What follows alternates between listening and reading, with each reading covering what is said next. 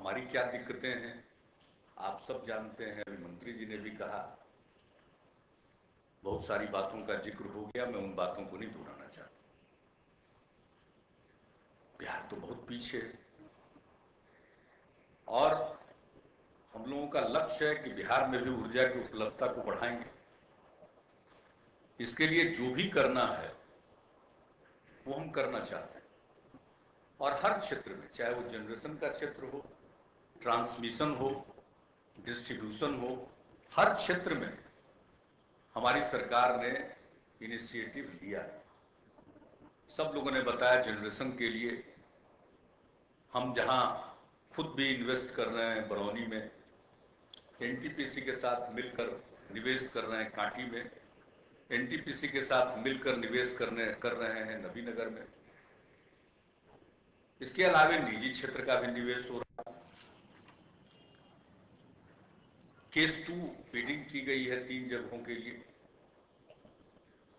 तो जितने भी संभव तरीके हैं सबको हम अपना रहे हैं। खुद भी निवेश कर रहे हैं, दूसरे भी निवेश करें, उसका उपाय कर रहे हैं। लेकिन ऊर्जा का जनित्रीकरण, उत्पादन एक ऐसा विषय है जिसमें कुछ समय लगता है। लेकिन अब बिहार में एक खास बात हुई है, वो यहाँ के सब ट्रांसमिशन सिस्टम में, डिस्ट्रीब्यूशन सिस्टम में पहले की तुलना में सुधार आया। एक जमाने से हम केंद्रीय कोटा की बिजली पर निर्भर, लेकिन पहले जो 900 मेगावाट 1000 मेगावाट मिलता था, बिहार उसको भी खपत करने की स्थिति में नहीं। तो हमने ट्रांसमिशन, सब ट्रांसमिशन, डिस्ट्रीब्यूशन के क्षेत्र में जो कार्यक्रम चलाए, उसका परिणाम ये निकला है कि आज 3338 मेगावाट की वितरण क्षमता हमारी विकसित हुई और 2012 तक ये 4640 मेगावाट की क्षमता हो गई। अब क्षमता का सृजन हम करते जा रहे हैं, लेकिन बिजली की उपलब्धता है नहीं। इसलिए इन दिनों तो थोड़ा पानी पड़ गया है। अगर आप गर्मी के दिन में यहाँ आते और पंजाब साहब अगर ये कॉन्फ्रेंस गर्मी के दिन में रहते तो उसी दिन आप देखते कितनी जगह मेरा पुतला जल रहा है बिजली के लिए। हम कभी कभी कहते हैं कि अगर मेरा पुतला जला देने से बिजली उपलब्ध हो जाए तो इससे तो आसान कोई बात ही नहीं हो सकती। पुआल का खर्चा सरकार वहन करे, लाखों की संख्या में पुतला जले। और ये बात हम इस प्रकार के कॉन्फ्रेंस में या प्रेस प्रतिनिधियों के साथ बातचीत में नहीं, हम जनसभाओं में कहते हैं खुले आके। हमें क्या छिपाना भाई, जो स्थिति थी सबके सामने, हम तो इसके आगे बढ़ने की कोशिश कर रहे हैं, लेकिन हम चाह जाएंगे तो वो काम हम बढ़े लेंगे। अब नबीनगर में तो हम बिल्कुल तेजी से काम करना चाहते हैं एनटीपीसी के साथ मिलकर के। अब जब जमीन का अधिग्रहण होगा तो मुआवजे का प्रश्न आएगा, कई तरह की बातें आएंगी, सरकारी जमीन भी पर कब्जा किए रहते हैं उसका भी दावा होता है। तो उन इश्यूज को रिजॉल्व करना पड़ता है और वो कर रहे हैं। आप कहने वाले कह देंगे कि भाई यहां तो 1 मेगावाट बिजली नहीं। जब जिस दिन हमने पहली बार कार्यभार संभाला था 24 नवंबर 2005 को, तो बिहार का अपना बिजली का जनरेशन शून्य था, जान लीजिए। आप लोग देश भर से आए हुए, ऐसा कोई शायद ही कोई राज्य। वहां से यात्रा शुरू हुई। अब ये शाही जी बैठे हुए एनर्जी सेक्रेटरी थे, कांटी का मामला अटका हुआ था, इन्होंने जो कहा हमने वही कर दिया। लेकिन फिर भी कांटी का काम पूरा नहीं हुआ, एनटीपीसी को करना। अभी हमारे मंत्री जी बरौनी के संदर्भ में वेल की चर्चा कर रहे थे, तो अपने पास तो निर्णय लेने का अधिकार है, लेकिन उसके क्रियान्वयन पर जोर लगाते रहिए, हम यही कर सकते हैं। लेकिन लोगों के मन में बेचैनी है, क्योंकि एक काम तो होता जा रहा है, ये जो हमारी नेटवर्क की क्षमता जो बढ़ती चली जा रही है उसके चलते अभी एक गांव में अगर बिजली लग जाती है तो दूसरे गांव में हंगामा शुरू होता है कि हमारा क्यों नहीं लगा। आप साहब कैसी पॉलिसी है। एनके सिंह जी तो प्लानिंग कमीशन के मेंबर रहे, आरबी शाही जी ऊर्जा सचिव थे, राजीव गांधी ग्रामीण विद्युतीकरण मिशन, जिस दिन से हमने काम संभाला है उस दिन से प्रधानमंत्री जी से लेकर जो भी एनर्जी पावर मिनिस्टर होते हैं दिल्ली में, हम जाकर ये बात करते हैं प्लानिंग कमीशन सबसे। अब ये कोई बात है कि एक रेवेन्यू विलेज आप जोड़ रहे हैं, सारे हैबिटेशन को नहीं जोड़ रहे हैं, रेवेन्यू विलेज को जोड़ते हैं। एक रेवेन्यू विलेज में अगर बिजली लगाने जाइए तो बाकी का जो हैबिटेशन है उसमें हंगामा शुरू होता है कि हमारा क्यों नहीं लगे, लेकिन स्कीम ही कहती है रेवेन्यू विलेज। और दूसरा, किसी गांव में 10 बीपीएल परिवार को कनेक्शन दे दिया गांव का विद्युतीकरण को, और ट्रांसफार्मर कैसा, तो 16 केवीए का और 25 केवीए। न जाने कितनी नेशनल लेवल की मीटिंग में हमने समझाया है कि ये ट्रांसफार्मर नहीं होता है जैसे घर घर में लोग म्यूनिसिपल सप्लाई का पानी होता है उसको खींच करके अपना ज्यादा ड्रॉ करने के चक्कर में टुल्लू पंप लगा, कि टुल्लू ट्रांसफार्मर 16 केवीए 25 केवीए, क्या ट्रांसफार्मर का मतलब है डिस्ट्रीब्यूशन ट्रांसफार्मर। 10 आदमी को कनेक्शन, आप समझ रहे हैं कि हमने विद्युतीकरण कर दिया। हम रोज जाते हैं दिल्ली, जब भी जाते हैं लिखते हैं समझाते हैं, लेकिन हमको वापसी चिट्ठी आती है कि साहब आपके इतने गांव में नहीं। खैर अब उनकी भी समस्या देखें। 5 ईयर प्लान में अगर ये योजना जारी रहती है तो मॉडिफाइड रूप में जारी रखा जाए इसको, ये फिर धोखा है और ये किसी और को नहीं दे रहे हैं। देश में जो नीति निर्धारक वो अपने आप को धोखा दे रहे हैं। ये कितने दिन चलेगा? हमारे यहां एक तरफ आप ट्रांसफार्मर लगा रहे हैं, दूसरी तरफ चल रहा, उसका फायदा क्या है? 63 या 100 केवीए का ट्रांसफार्मर आप नहीं लगाइए तो उसका क्या मतलब है? कौन बर्दाश्त करेगा कि सिर्फ 10 आदमी को बिजली हो और बाकी को बिजली नहीं हो? लोग लेंगे, आप नहीं दीजिएगा तो टोका फंसा करके बिजली ले और ट्रांसफार्मर जल जाएगा। और कहां कहां आप पुलिस रखिए और कितनों को पकड़ के बंद कीजिए, कितनों पर ट्रायल कराइए, कितनों को सजा दिलाइए। ये सब हम अव्यावहारिक बात कर रहे हैं। इसलिए नीतियां ऐसी बननी चाहिए जो सबसे पहले तो हम कोई स्कीम बनाए तो जरूरत का वास्तविक आकलन करें, और जब जरूरत का वास्तविक आकलन करेंगे तो हम बनाएंगे। 5 साल के बजाय हम 10 साल में उसको पूरा करेंगे, लेकिन ठोस योजना बनेगी और उसका क्रियान्वयन होगा। तो हर एक चीज में जैसा हमने बताया नेटवर्क में कुछ सुधार हो रहा है तो बेचैनी भी बढ़ रही है और दूसरी तरफ प्रयास भी चल रहा है।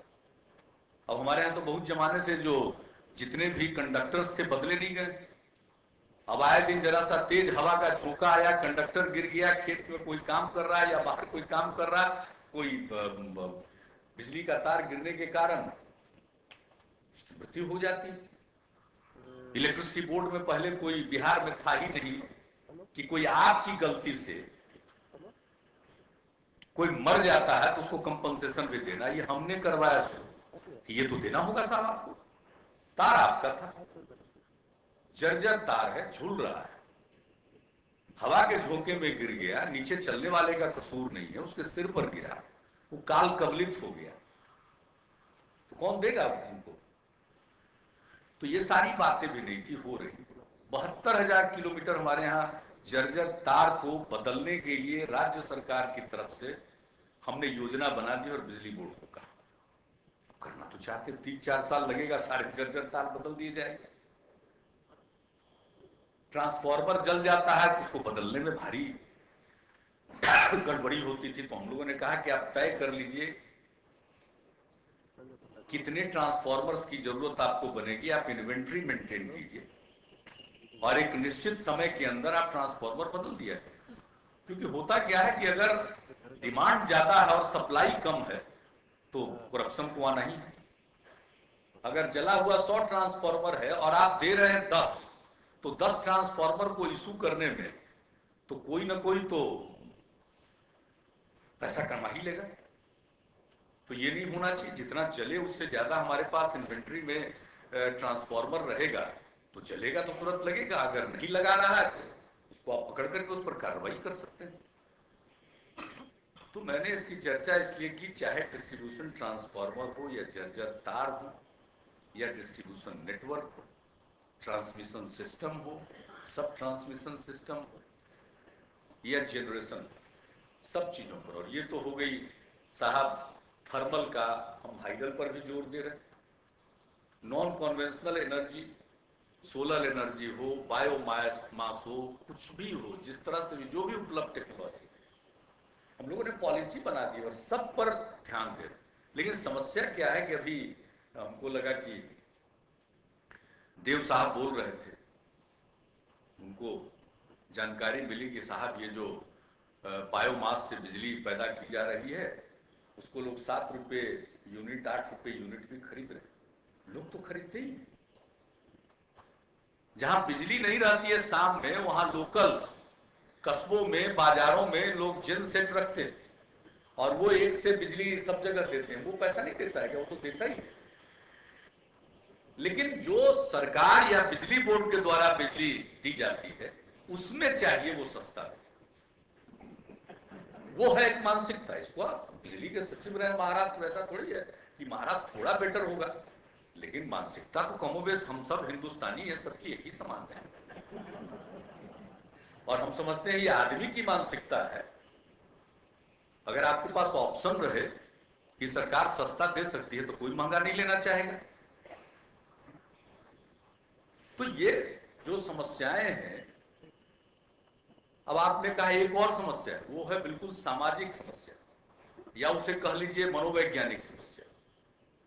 जब हम नॉन कन्वेंशनल एनर्जी की बात करते हैं तो कई जगह पर बात आती है कि भाई ठगने के लिए करते हैं, हमको असली वाला बिजली दीजिए, मतलब वो जो बिजली बोर्ड जो सप्लाई करता है वो वाला बिजली दीजिए। तो हमने तय किया बिजली मंत्री जी को, अब बिजली विभाग के हमारे प्रधान सचिव को हमने हाथ जोड़कर कहा कि भाई आप सीएम हाउस में और सीएम ऑफिस को बिल्कुल सोलर एनर्जी पर कर दीजिए।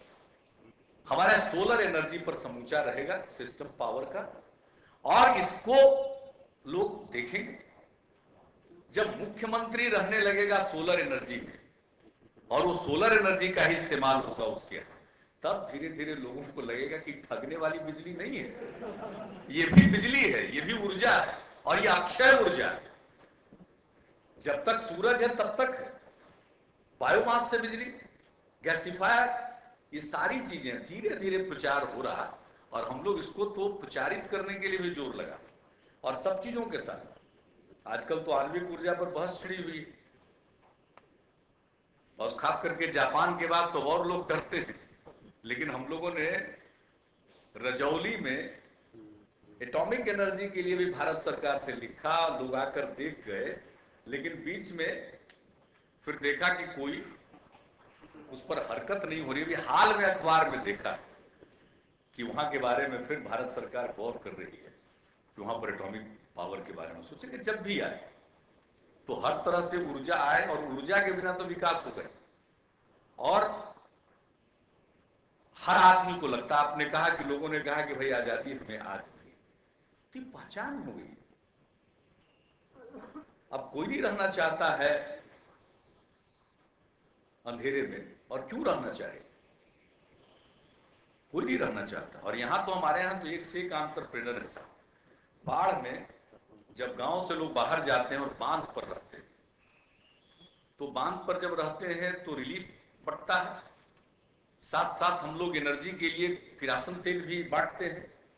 तो कई इतने एंटरप्रेन्योर होते हैं बिहार में, लोकल एंटरप्रेन्योर, कि वो अपना आराम से बैलगाड़ी पर जनरेटर सेट लगा करके बांध पर भी बिजली सप्लाई कर सकते हैं, और उसके बदले में किरासन तेल ले लेते हैं। तो तरह तरह के एंटरप्रेन्योर है, ऐसा एंटरप्रेन्योरशिप की कमी नहीं है।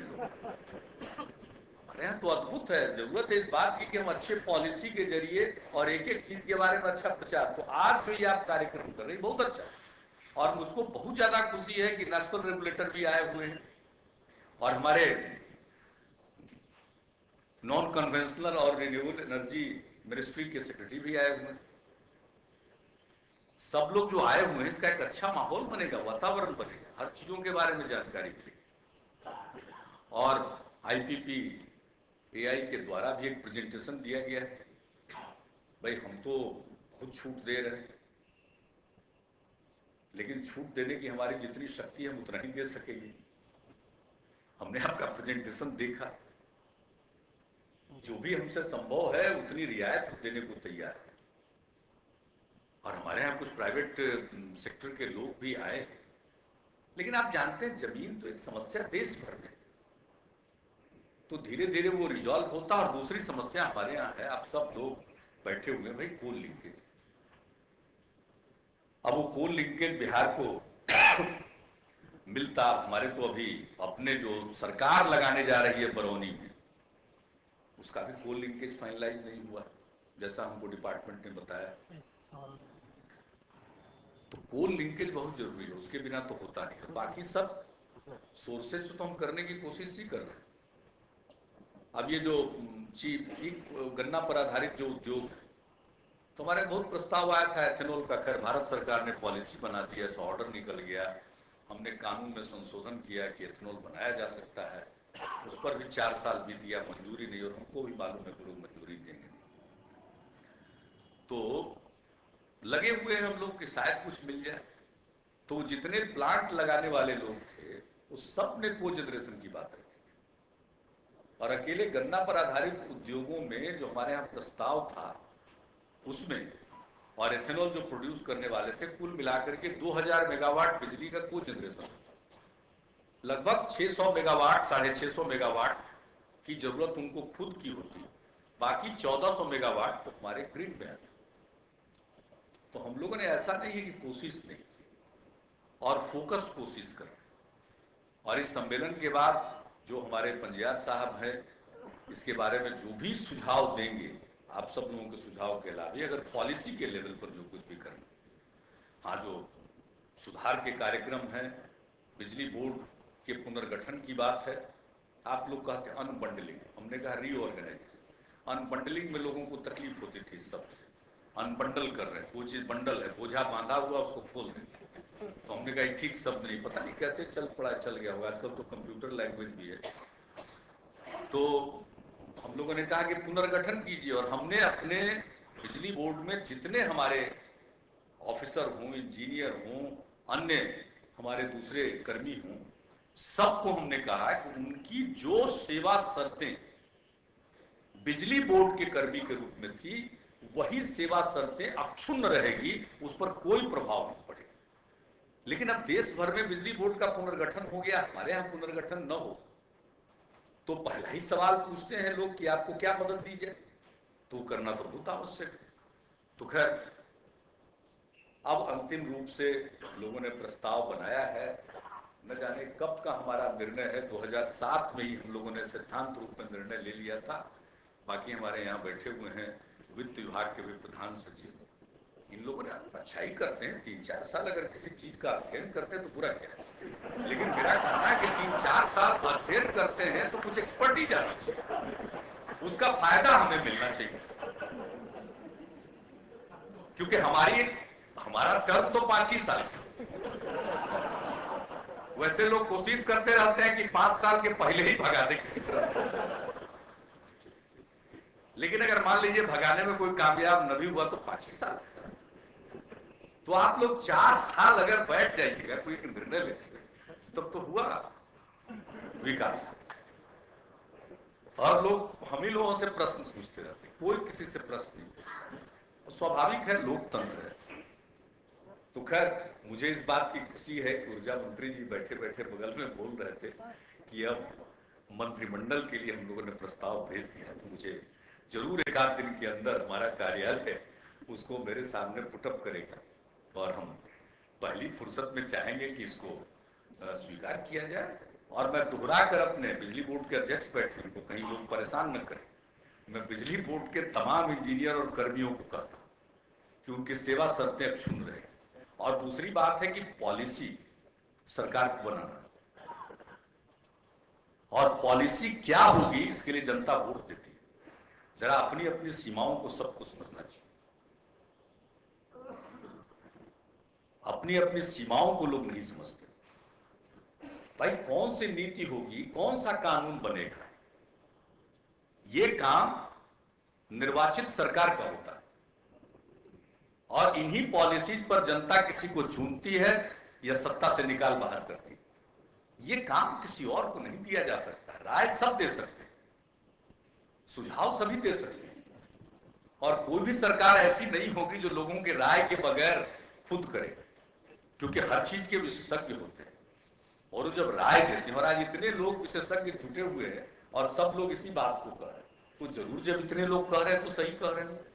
हम तो ऐसा नहीं मान सकते हैं कि हमारे कुछ लोग जो बिजली बोर्ड में आज काम कर रहे हैं वही हमको पॉलिसी बता देंगे। भैया तो बता देते थे, ये हालत में क्या कुछ हमको उनको कसूर नहीं देते। भाई पता नहीं कितने जमानों से बिजली बोर्ड का दुरुपयोग होता रहा। हम लोग विपक्ष में थे, बिजली बोर्ड का इस्तेमाल लोग चुनाव में करते थे। सब जगह लोग जानता है कि चुनाव के टाइम में तो सत्ता पार्टी वाले लोग सब कुछ देंगे, तो ट्रांसफार्मर गिर रहा है, बिजली का पोल गिर रहा है, कंडक्टर गिर रहा है, यही पहले होता था। ये तो माने भला हो कि अब इलेक्शन कमीशन भी जरा कड़ा रुख अख्तियार करता, वरना हम लोग तो भुगतते रहे विपक्ष में। आज से 15 साल पहले क्या नजारा था, 10 साल पहले क्या नजारा था, आज वो सब मुमकिन नहीं। तो जब दुरुपयोग किया गया तो उसके चलते तो बिजली बोर्ड का ये हालत हो गया। अब तो हम लोग चाहते हैं कि इसको एक बिल्कुल ऐसा संगठन, सशक्त संगठन बना ले। बिजली बोर्ड को सहायता तो देनी पड़ेगी। अगर हम कहीं किसी सेक्शन को सब्सिडाइज करेंगे, हमारे बिजली मंत्री जी अभी कह रहे ओपन एक्सेस पर बोल रहे, भाई आज न कल तो हमें ओपन एक्सेस की ओर जाना ही पड़ेगा। अभी बिहार में वो वातावरण नहीं, लेकिन हम ओपन एक्सेस पर जाएंगे। कंज्यूमर को ऑप्शन होना चाहिए, हम बिजली बोर्ड की बिजली ले या किसी और की बिजली ले, ये ऑप्शन तो कंज्यूमर को होना ही चाहिए। और सरकार का काम है, हम बिजली बोर्ड को और जो भी पुनर्गठन के बाद जो डिस्ट्रीब्यूशन कंपनी होगी, अगर वो डिस्ट्रीब्यूट कर रही है, अगर रेगुलेटर के रेट पर वो डिस्ट्रीब्यूट नहीं कर रही है, उससे कम रेट पर सरकार को डिस्ट्रीब्यूट करने के लिए कर रही है, तो सरकार का दायित्व बनता है कि हम उन्हें सब्सिडी दें। हम जो गरीब तबके के लोग हैं उनको सब्सिडी दे सकते हैं, कृषि के क्षेत्र को सब्सिडी दे सकते हैं, या जिस क्षेत्र को सब्सिडी देना चाहें, आवश्यक है नीतियों के हिसाब से उन्हें सब्सिडी दे सकते हैं। उसके लिए सरकार को धन देना पड़ेगा। लेकिन लोगों को अब जमाना बदल गया साहब, अब जमाना बदल गया है। लोगों को अब चॉइस दीजिए, जैसी बिजली लेना चाहें वैसी बिजली ले, उसकी उपलब्धता हो। तो आज तो हम ओपन एक्सेस की बात करेंगे तो आज हम उस स्थिति में नहीं पहुंचे। अभी कौन प्राइवेट सेक्टर का आदमी आ गया है बिजली का, उसने अपना नेटवर्क पैदा कर लिया है जो अभी तुरंत देगा। अभी तो जो भी नेटवर्क है बिजली बोर्ड का, ओपन एक्सेस का अगर ये फायदा हो कि डिस्ट्रीब्यूशन इंफ्रास्ट्रक्चर में, सब ट्रांसमिशन इंफ्रास्ट्रक्चर में भी निजी क्षेत्र पूंजी लगाएगा, उसमें क्या बुराई है। लोगों के पास कनेक्शन रहेगा, भाई जो बटन दबाएंगे वही बिजली, 3 घंटा तो लिया, एक्स बिजली लिया, उसका पेमेंट करेंगे। वो समय तो आ ही जाएगा, वो दिन दूर नहीं है। अब जिस तरह से टेक्नोलॉजी का विकास हुआ है तो उसमें तो ये रहेगा ही, एक ही आदमी दिन में कभी इनकी बिजली उठाएगा, खपत करेगा, कभी दूसरे की बिजली खपत करेगा। तो उस समय को आने से कोई रोक नहीं सकता है, और वो समय आ जाए तो अच्छा ही है, बुरा नहीं है। और जो सरकार का दायित्व सरकार को निभाती रहे। हमारे समाज में इस तरह के क्षेत्र होंगे, इस तरह के लोग होंगे जिन्हें हमें सब्सिडी देनी होगी, उन्हें हम सब्सिडी देंगे। और पूरी सब्सिडी के मामले में पारदर्शिता होनी चाहिए, और ऐसा नहीं होना चाहिए कि आज तो पता नहीं किस चीज का हिसाब है। अभी तो बिजली बोर्ड को हम लोग पैसा देते जा रहे हैं और कहां खपत हो जाता है, बॉटमलेस पिट बना। तो ये सब कुछ रिफॉर्म होगा। अभी तो अच्छे ढंग से बिजली बोर्ड काम कर रहा है। देखिए हमारे बिजली बोर्ड कभी पूरा नहीं था। के सिंह जी कुछ दिन के लिए बिजली बोर्ड हुए होंगे तो वो बताएंगे उसमें बोर्ड के सब मेंबर थे कि नहीं थे। लोगों को याद नहीं है, वर्षों बाद पूरा बिजली बोर्ड गठित है, अब वो काम कर रहा है। और मुझे पूरा विश्वास है कि एक व्यवस्था जो लगभग ध्वस्त हो चुकी थी उसको रिवाइव करना कितना कठिन है। कभी कभी हमें वो तकलीफ होती है इन लोगों से। और साहब बिजली एक ऐसी चीज है कि उसके बारे में तो देखना ही पड़ेगा ना, पब्लिक लोगों का, हम सब हैं काहे के, हम इतने नीतियों की बात कर रहे हैं, पब्लिक को रिलीफ नहीं मिला, लोगों को रिलीफ नहीं मिला, तो कौन इन सब चीजों को सुनना पसंद करे। तो हमें रिलीफ भी देना चाहिए। उसके लिए जो कुछ भी उपलब्ध संसाधन है उसका इस्तेमाल करना चाहिए। बिजली निजी क्षेत्र में अगर उपलब्ध है तो वही खरीद के दे देंगे। और बिहार के साथ जो हो रहा है अब तो बताने की जरूरत नहीं है, तो अपने ही है दीपक गुप्ता जी, इनको क्या सुनाएंगे, ये कहेंगे भी तो कह देंगे कि भाई तुम तो बिहारी झारखंड के हो, तुमको क्या करना है। कितना लोग सुनेंगे कितना लोग नहीं सुनेंगे हमको नहीं मालूम है, लेकिन जरूरत इस बात की है कि भाई बिहार को जब केंद्रीय कोटा की बिजली मिल रही है तो वो सिर्फ वैसे पावर प्लांट से ही क्यों मिलती है जिसके बारे में मालूम है कि साहब इसको गर्मी के दिन में बंद हो ही जाना, पता नहीं क्या नेक्सस है।